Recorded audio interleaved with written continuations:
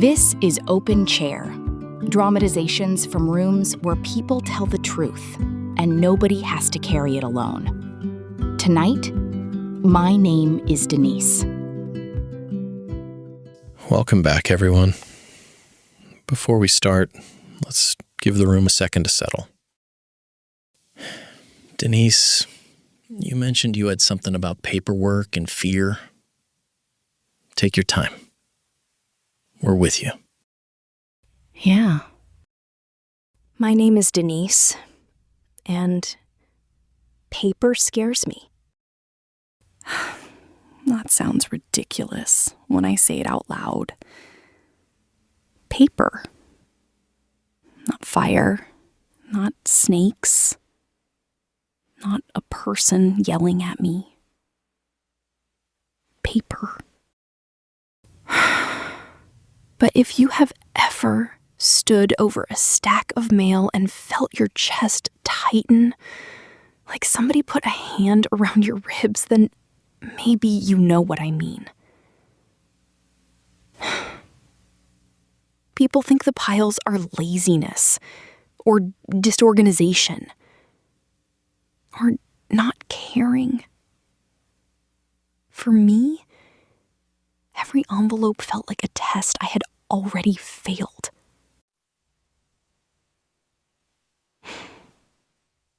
It started on the kitchen counter. A little pile by the toaster. Bills, insurance papers, school forms from when my son was younger. Coupons I was never going to use but could not throw away because what if next week was the week I needed them? Then the counter became 2 piles. Then a box. Then a laundry basket. Then I stopped calling it mail and started calling it paperwork. Paperwork sounds more responsible. Mail sounds like something you should open. The strange thing is, I was not ignoring it because I did not care. I cared too much. I was afraid there was a bill in there I could not pay. A notice I missed, a mistake I made, a deadline that had already passed. And if I did not open it, then for one more day I did not have to know.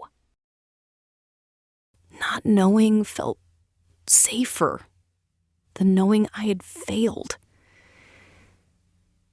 My daughter tried to help me once. She came over with folders and labels and this very serious look on her face. She loves me. I know that. But she walked in ready for battle. She said, "Mom, we are going through all of this today." I heard, "Mom, I am taking control now because you cannot be trusted." She did not say that. Shame said it for her. We made it maybe 12 minutes. She held up an envelope and asked, "Do you need this?" I said, "I do not know." She said, "How can you not know?" And that was it. I shut down. Not because she was wrong. Because I could not survive being watched while I did not know. The thing that changed was not a system. It was one envelope. My daughter came back a few weeks later. This time, she did not bring folders. She brought coffee. She sat at the table and said, "I am not here to sort your mail." I said, Then why are you here? She said, because I miss sitting at this table with you. That one got past my defenses. We talked for a while about nothing. Her kids, her work, the neighbor's dog. Anything except the piles. Then she said, would it feel okay to open one envelope together? One. Not the basket. Not the counter. One envelope. I picked the thinnest one. That is the truth. I did not pick courage. I picked thin. It was a notice from my insurance company. Not a bill. Not a disaster. Just some change in wording that probably did not matter. I cried anyway.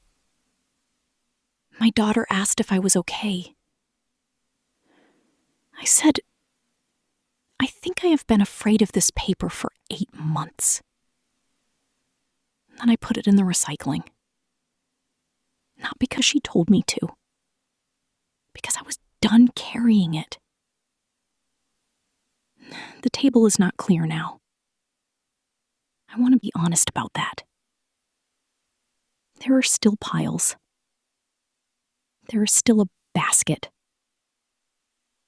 There are still days when I walk past the mail like it is a sleeping dog I do not want to wake up. But now there is also a small place at the table where 2 mugs can sit. And on Sundays, my daughter comes over for coffee. Sometimes we open one envelope. Sometimes we do not. But she sits with me first. That is what I needed. Not someone to rescue me from the paper.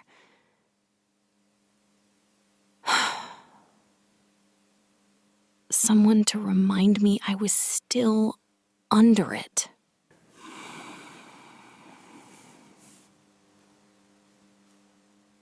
Denise, thank you for trusting us with that. Before we leave it there, a gentle reminder.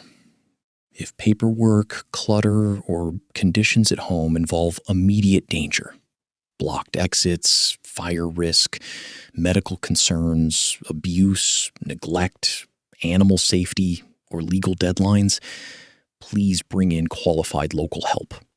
You do not have to figure that out alone. And for anyone who recognized themselves in Denise's story, maybe the question this week can stay small. What is one envelope? You've been listening to Open Chair. These stories are dramatized, but the struggle is real. People first, then the stuff.